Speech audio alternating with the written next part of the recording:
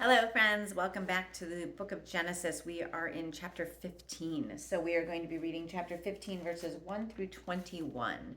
All right. So, grab your Bible and read along with me. All right. The Lord's covenant with Abram. That is the theme of this passage. Starting at chapter 15. After this, the word of the Lord came to Abram in a vision. Do not be afraid, Abram. I am your shield, your very great reward. But Abram said, Sovereign Lord, what can you give me since I remain childless, and the one who will inherit my estate is Eliezer of Damascus? And Abram said, You have given me no children, so a servant in my household will be my heir. Then the word of the Lord came to him, This man will not be your heir, but a son who is your own flesh and blood will be your heir. He took him outside and said, Look up at the sky and count the stars, if indeed you can count them. Then he said to him, So shall your offspring be. Abram believed the Lord, and he credited it to him as righteousness. He also said to him, I am the Lord who brought you out of Ur of the Chaldeans to give you this land to take possession of it. But Abram said, Sovereign Lord, how can I know that I will gain possession of it?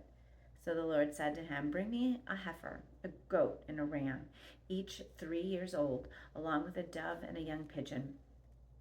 Abram brought all these to him, cut them in two, and arranged the halves opposite each other. The birds, however, he did not cut in half. Then birds of prey came down on the carcasses, but Abram drove them away. As the sun was setting, Abram fell into a deep sleep, and a thick and dreadful darkness came over him. Then the Lord said to him, Know for certain that for 400 years your descendants will be strangers in a country not their own, and that they will be enslaved and mistreated there. But I will punish the nation they serve as slaves, and afterward they will come out with great possessions. You, however, will go to your ancestors in peace and be buried at a good old age. In the fourth generation, your descendants will come back here, for the sin of the Amorites has not yet reached its full measure. When the sun had set and darkness had fallen, a smoking firepot with a blazing torch appeared and passed between the pieces.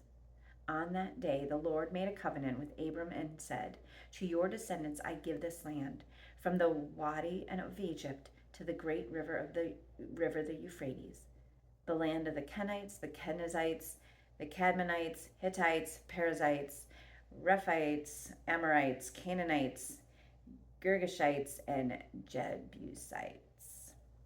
All right. Go back and reread that again. Take a look at the comma method.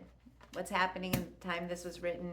What observations do you see? Think about treats without the vowels, TRTS. Think about specs when you look at this chapter a little bit closer, and think about what God is trying to say, SPECS.